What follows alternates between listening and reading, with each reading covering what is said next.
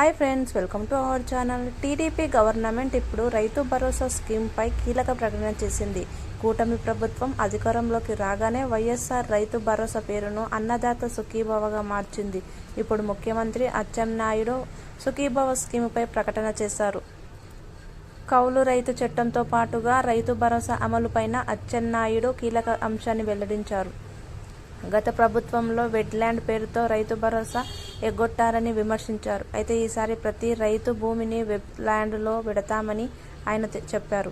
గత ప్రభుత్వంలో జరిగిన పొరపాట్లు జరగకుండా రైతు భరోసా అమలు చేస్తామని, అర్హులైన ప్రతి రైతుకు స్కీమ్ డబ్బులు అందిస్తామని భరోసా ఇచ్చారు. ఏపీ వ్యవసాయ శాఖ మంత్రిగా అచ్చెన్నాయుడు వ్యవహరిస్తున్న విషయం తెలిసిందే. అంతేకాకుండా గత ప్రభుత్వం తీసుకొచ్చిన కౌలు రైతు చట్టం రద్దు చేస్తామని తెలిపారు.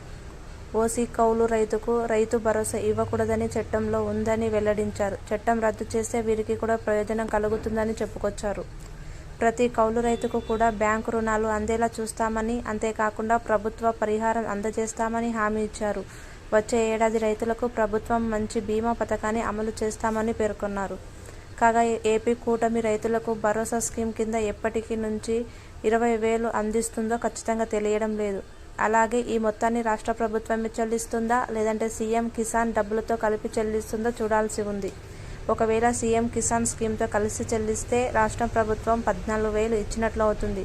పీఎం కిసాన్ స్కీమ్ కింద ప్రస్తుతం రైతులకు ఏటా 6,000 3 విడతల్లో లభిస్తున్న విషయం తెలిసిందే. ఇలాగే కేంద్ర ప్రభుత్వం పీఎం కిసాన్ 6,000తో కలిపి లేకపోతే అప్పుడు రాష్ట్ర ప్రభుత్వం 20,000 ప్రకారం చూస్తే మొత్తంగా రైతులకు 26,000 వచ్చినట్లు అవుతుంది. ఇది సానుకూల అంశం అవుతుంది. ఫ్రెండ్స్, ఇలాంటి వీడియోలు మిస్ కాకుండా ఉండాలంటే మన ఛానల్ని సబ్స్క్రైబ్ చేసుకుని పక్కన ఉన్న బెల్ ఐకాన్ని క్లిక్ చేయండి. Thank you.